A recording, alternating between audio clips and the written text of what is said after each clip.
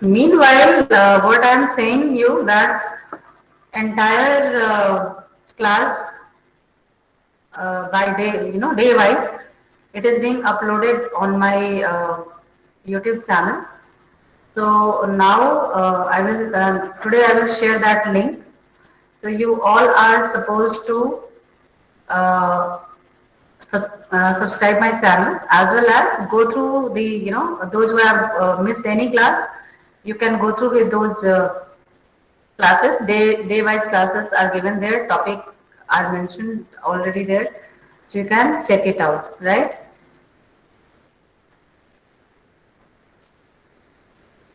Time slot, I believe, Khushi, it is not given. It was just written 2 p.m. onwards. So that is the matter, right? So I don't think so. Time slot is given. And if there is any time slot, if they are communicating to you, do let me know.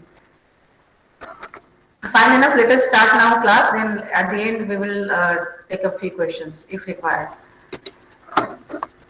So we were talking about the cross-cultural communication, and now how to understand that culture. So there are two approaches to understand culture of any place. That is emic and etic approach, right? So these terms were coined by linguistic Kenneth Pike in 1954. He said that and described some tools to understand, to describe linguistic behavior, right? So, emic and etic approach, exactly it is telling you the linguistic behavior of the people of one particular society, that how they are behaving, okay? So, when we are understanding the cultural anthropology, that is we can understand through emic and etic approach only, right? And when we are saying about cultural anthropology, it tells that how people are, behaving in a proper way, in a particular way, how they are behaving. It might be possible they are having some set of norms, value system, and they are following it. So that becomes the culture and the subcultures. To understand that, we have to study the cultural anthropology, and etic and emic approach have been used in cultural anthropology. Anthropology is something where we are studying about the development of human being, how they are getting developed over the period of time, right? So from here we have taken up emic and etic approach. So when we are saying emic approach, what do you mean by that? Emic approach is something which is telling you some cultural value of the people of a particular society, where they follow some kind of value system and why they are following it. Let's suppose in the in the even in the modern time we are offering some water to the sun, right? Why we are offering it? There is some value system. This is our culture, and there is a value system behind it. Some reason is behind it. So what is the reason why we are doing it? So that kind of a study, it comes under emic approach, right? Then when you have something in your mind and you are doing it, okay? So you must be aware nowadays that even in the foreign countries, they are taking sun bath, or they are taking something like somewhere some kind of water fountains are there, where sunlight will come and come to your body, and then you can get some healing from that sun rays, sun signs. So what is happening there actually? The same thing is happening with us when we are offering water to the sun, right? Just for us, we are doing some puja, some prayer, and for them it is sun bath or something like that. Sun bath is actually some little different from that, Some water fountains are there, and then some rays of the sun is coming there and on your body. So it becomes that kind of thing where foreigners are following the same thing in a different way. But we are doing in a different way. We are taking it as that we are offering some prayer to the sun. And when that sun's rays is coming, that is healing us in a different way. So it is kind of something which is there inside your mind and you are following it. So it is known as emic approach, right? So it is saying that it serves the purpose of providing in-depth reports about how insiders of a culture understand their rituals, how we are understanding, why we are performing such kind of rituals, right? It is known as insider approach. Why it is known as insider approach? Because something is there inside our mind, inside our head, and we are following it. We are performing that ritual. So that is why it is known as insider approach. The next one is ethic approach. Ethic approach is to understand some culture, on the basis of some theory. Some people have already spoken about that, countries are following this kind of greeting, this kind of clothes, this kind of food habits, and we are studying. Like you people did study about the countries to understand the culture. So that is known as what? Ethic approach. You came to know about those rituals, about those value system, belief system with the help of some text on the website. So that kind of approach is known as outsider approach, which is already available in the form of literatures, right? So just to remember that how to differentiate between the two, you can keep in your mind that ethic approach, where ethic spelling is ATIC. So T stands for theory, and theory, when we say theory is always available in books, right?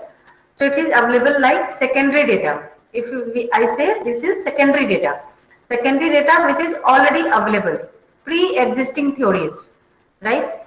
So it is already available either in the form of soft copy, you can say, on different websites, or in the form of some books. So that is known as ethic approach. And for emic approach, you have to go there, you have to talk to the people, and then you will understand that what kind of culture, value system they have, right? I hope it is clear. So here some differences are given in examination. They are asking that emic वाला बता दो. emic is like, if I wanted to understand you only. So there is no literature available to understand you. I mean, whosoever is there. So what I have to do, I have to speak to you, I have to get the information from your mind. I mean, I will ask some questions and you are going to answer it. On the basis of that, I am going to analyze your personality. Okay. So that is known as emic approach. Once you are talking to the people, and you are getting some information. So that is known as emic approach, and in terms of research, we call it those data as a primary data. First time you are taking some data from some people, so that is known as primary data. So emic approach is something where I am going to talk to the people, and then I am going to have some information about their value system or something. So that is known as emic approach.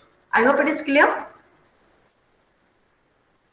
See here in the definition it is written that emic perspective can be defined as a perspective in which the researcher gains the insider's point of view. Insider's point of view means the people who are residing there, like you people had discussion on so many countries.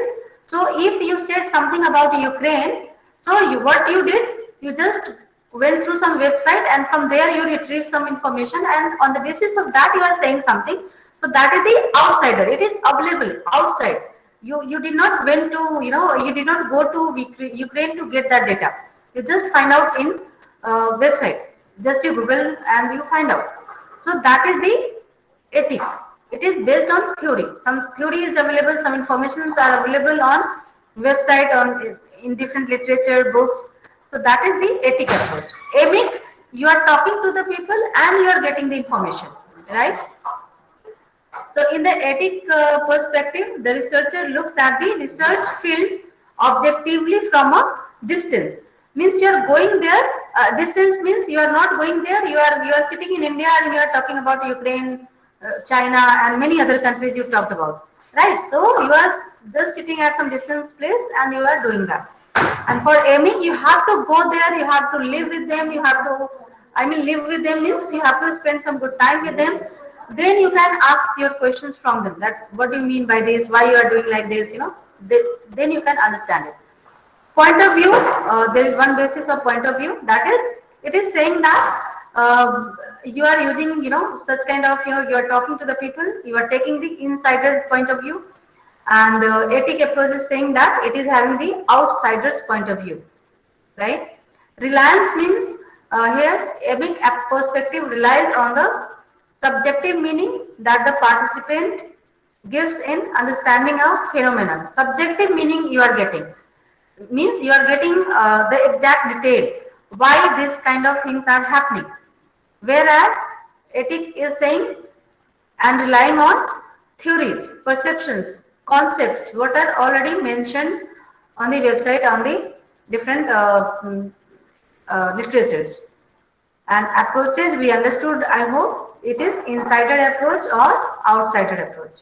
Insider is emic, outsider is ethic. uh, can I ask this question? Though I have answered it already, I have said it already. But can I ask that what you people did? What was that approach to understand the culture? Ethic, ma'am. Ethic. Yes. So any point which is not clear in emic and ethic? Anybody? You may write it down. Yes, no, something like that. If you have understood, you can write yes, no, then no. Ethic is theory based. T stands for, you can say, theory. Just to keep in your mind that T stands for theory. So whenever you talk about ethic, you are following some kind of information which is already available in the form of theory, right? Reliance of emic. Emic, that is an insider approach, right? Insider approach means your reliance is on the particular people, not the, theory. So that is the reliance of emic. Reliance means you are getting data from where? Where you are relying? Where is your reliance?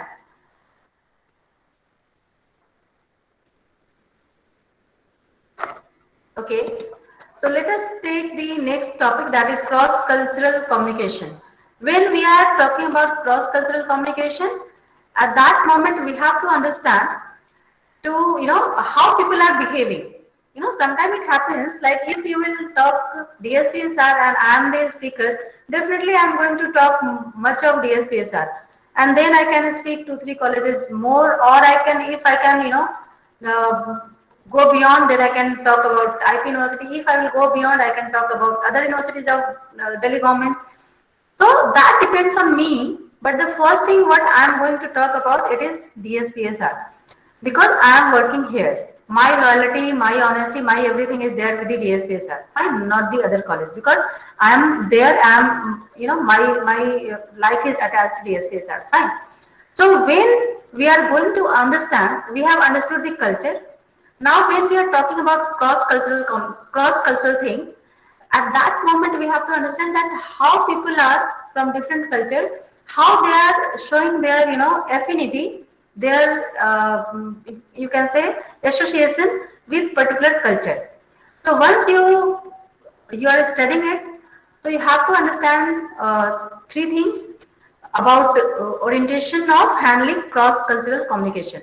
Once you are, once you will become the manager, global manager, you have to understand to that how people are, uh, behaving. So when they are behaving, so what in terms of the culture, so what they do generally. So these are the three orientations.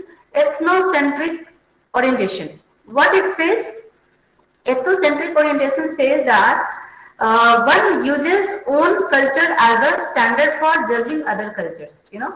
Like I may say that what we are doing, that is better than what others are doing. So you are giving more importance to your own culture, whatever you are doing.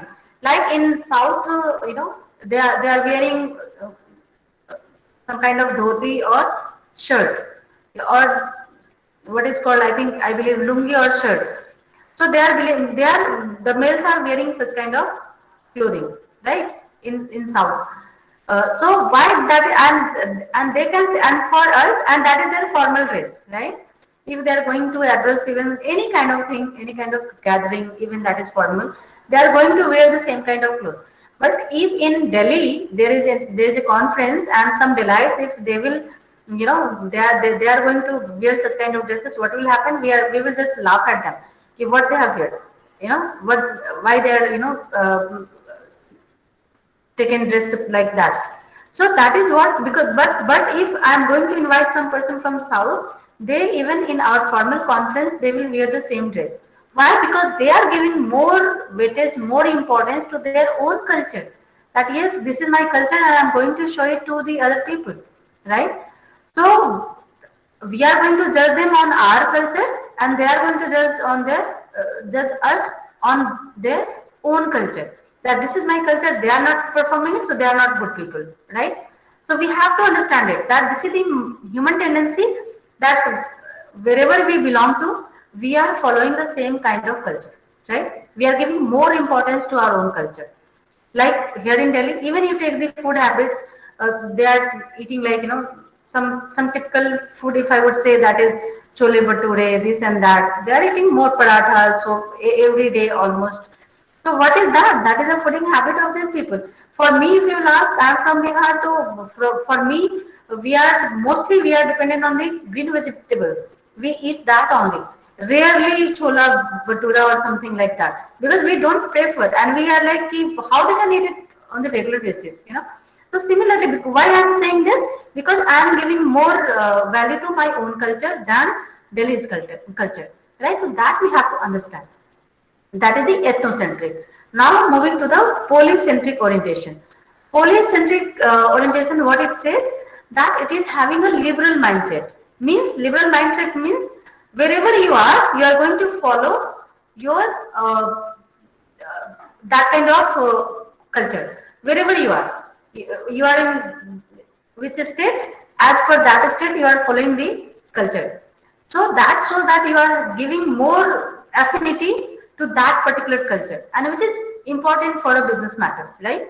What happens, if you must have seen that political leaders, they are in the time of elections, they are going to, visit the poor family and this and that, and what they do generally, they sit on the floor, they will eat whatever they are eating. What is that? That shows that I am just like you know. So for me, I mean, at that particular moment, they are just showing that yes, so what you are doing, I also doing the same thing. I'm also doing the same thing. So I'm giving, greater value to your culture, your system. You are sitting at floor and eating, then I'm also sitting at floor and I'm eating. So, and what it shows, that the other hand, what other people will think, oh my God, that person is following me. So yes, I have to vote for this later, right? So similarly, if you are a manager, so those people, those your employees, they will feel like, okay, he is my boss and he is doing the same thing. He is sitting with me, he is eating with me, so he is giving more kind of, open culture here. So it's fine. I'm going to accept him. So as a manager, you will be accepted. And if you are going for, see, that is for your own company, where you are sitting. If you are going some kind of business matter, business meeting, definitely if you are going to give the importance to the other culture, they are going to give you respect back. So we have to understand it. That is the polycentric orientation. The third one is geocentric orientation. Geocentric orientation says that it is a global mindset whereby an executive is able to understand any business or market without regard to country boundary, where you are not, you are open to understand, you are open to take, anything which is available. I mean, where country boundaries doesn't matter. I mean, if you are a global manager, maybe possible your company is having one association with American company, one association with Chinese company, one association with some other companies which is from other countries. So you have to, in the same place, you are taking so many cultures. So you have to keep your mindset open to learn and understand any culture, and you have to follow them. So in three, if I would revise it: ethnocentric, giving more value to your own culture; polycentric, you are taking the culture of that particular country, right? And geocentric, wherever you are working, whichever country it is, and whomsoever you are associated, you are ready to accept all the cultures without any kind of boundaries. Okay, so that is the geocentric. Any doubt up till now? And please, somebody share the link. I'm sure you must have filled up your marked your attendance.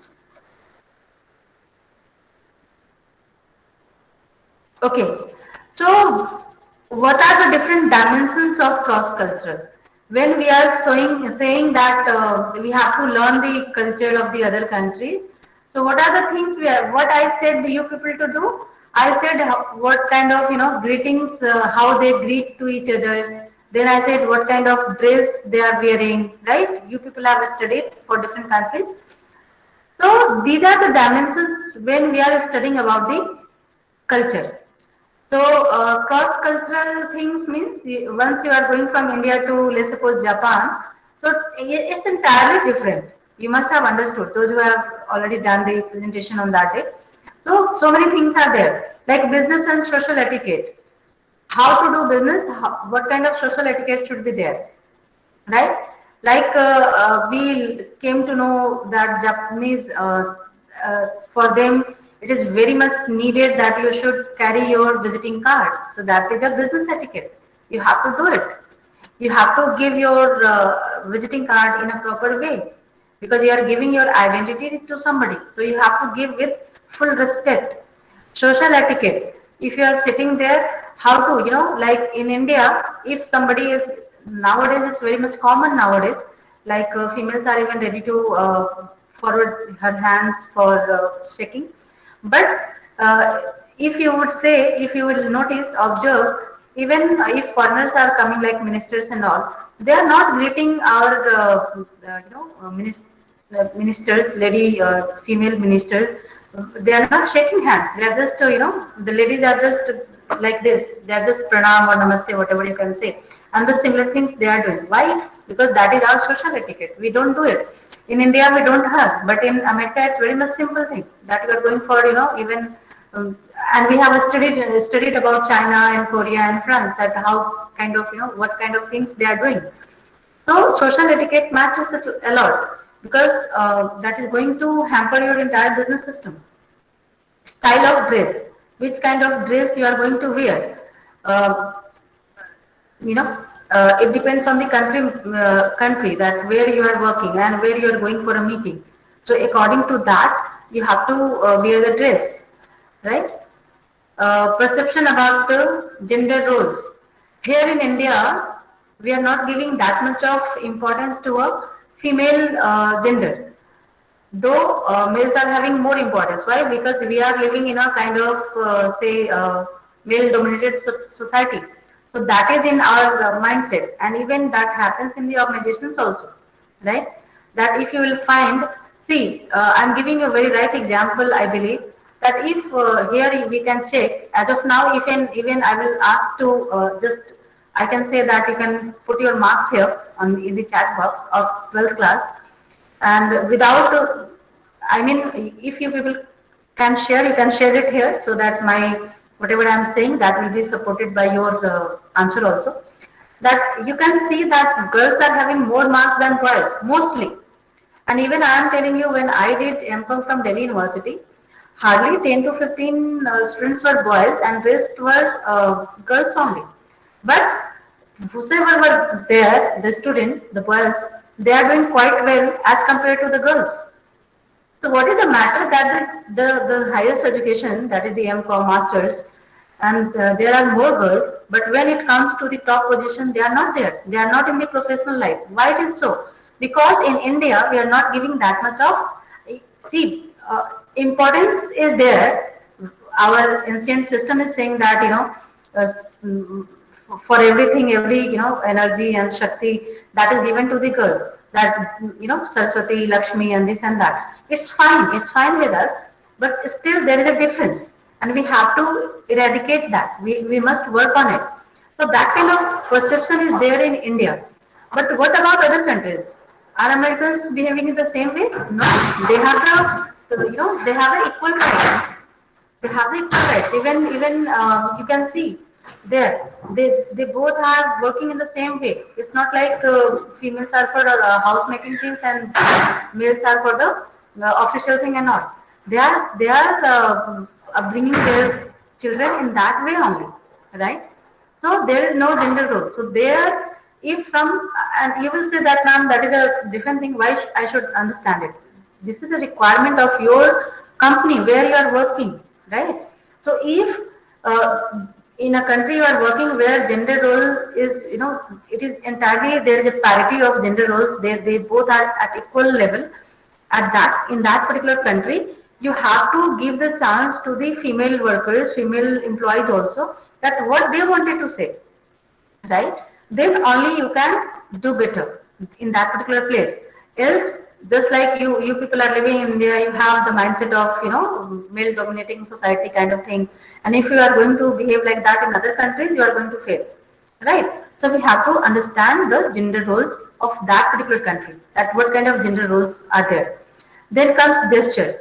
Gesture, we have understood a lot about just a simple symbol like this, that for US, UK, India, it is just like okay, and for Brazil, it was insult, or some other country, it was something else. So we have to, before moving to other place, or even somebody is coming from other place to your country, you have to understand that what kind of gesture you have to show, so that you are not going to lose any kind of business with that particular people.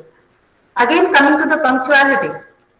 Punctuality in India, we understand how much punctual we are. Your class starts at any time, and hardly 25% people are there. 25% students are there on that portal. Why it is so? See, if I am going to close that attendance link just at 11, let's suppose today's class was from 10:10. So at 10:10 I would have closed that. So what happened to you people? I am telling you, we had we means DSSRs, all these staff members of DSSR.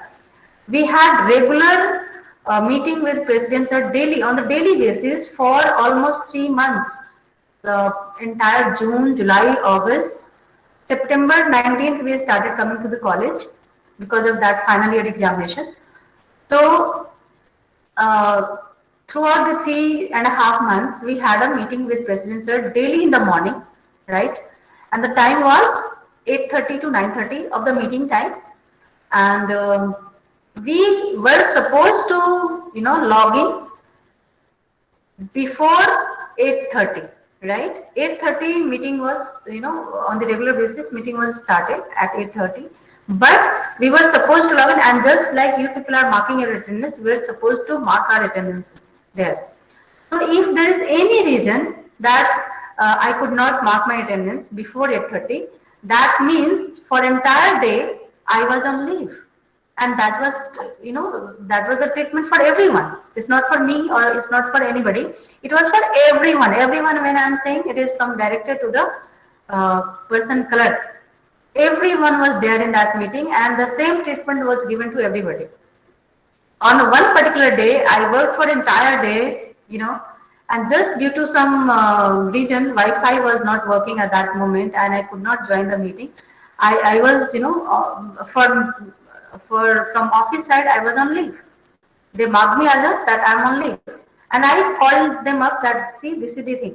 But sir started working like this. That is the thing we have to understand, the punctuality. Here in India, we are not giving importance to the time of the other people.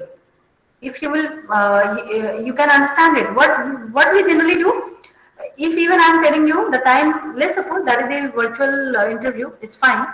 If it was, if it would have been done on campus interview, generally what happens?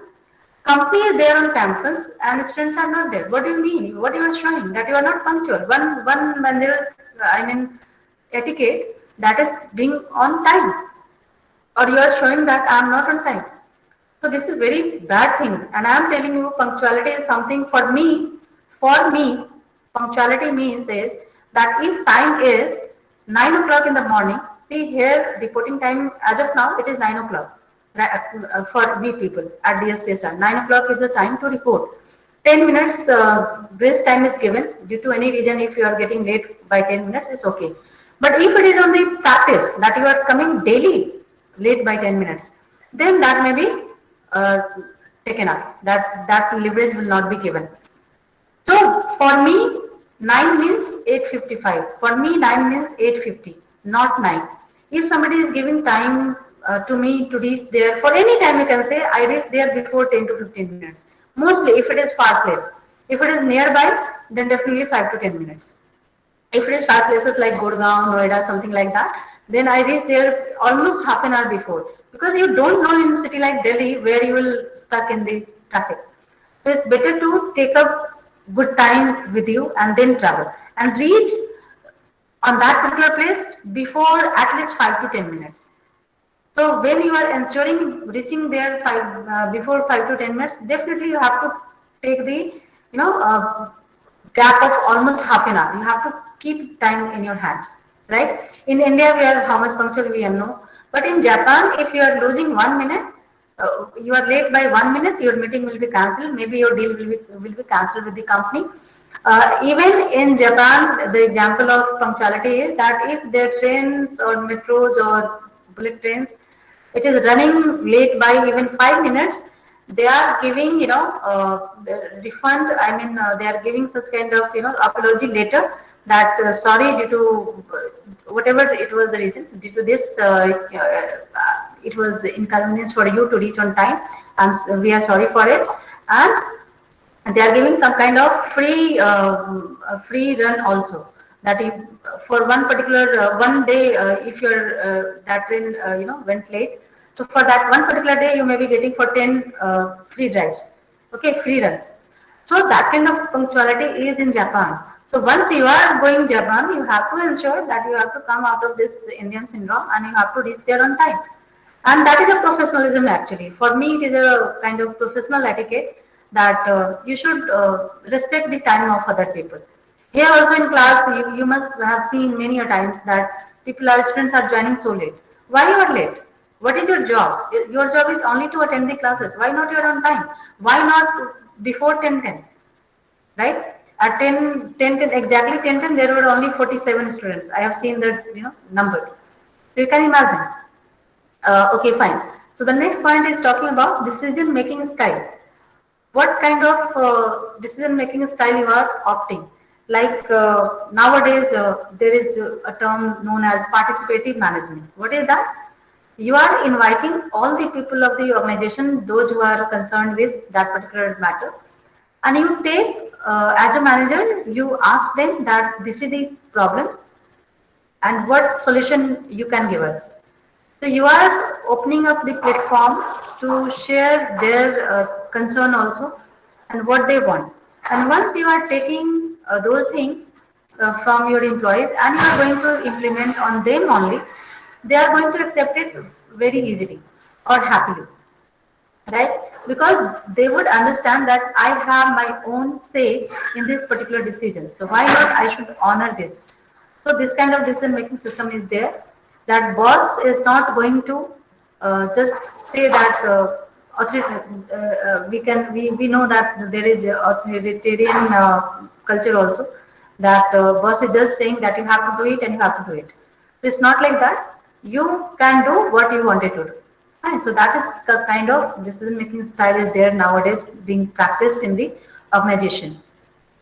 Some open platform kind of thing. Boss is not only boss. They are nowadays, even if you will study about leadership, you will come to know about servant leadership.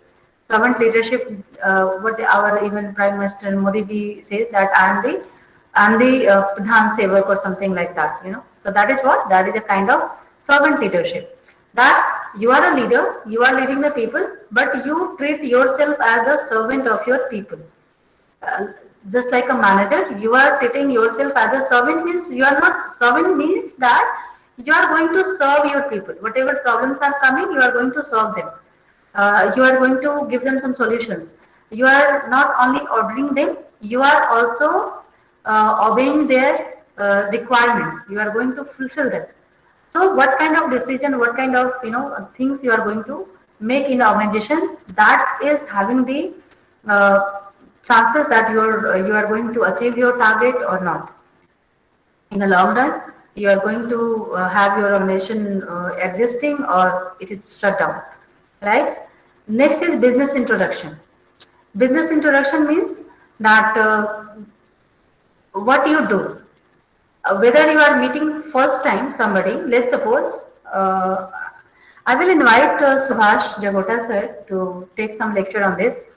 So I have taken up few points from him only, that whatever I have taught you people. So I have discussed his point of view on this cross-cultural dimensions. So he is a very good speaker on this topic. So business introduction is something, that we have to understand. We Indians, what we do, when we go for a meeting, we know that this is a meeting and this is a business meeting. So we have to talk about business only, right? So we start with our business only. My business is this, I'm doing this, I want your association for this. Generally we talk like this, right? But in other countries, I just cannot take the name exactly because I don't remember the call. But in many of the countries, I believe America or something, they invite the people for business meeting, but they don't just start with the business meeting things, right? They will tell like uh, family matter, sorry.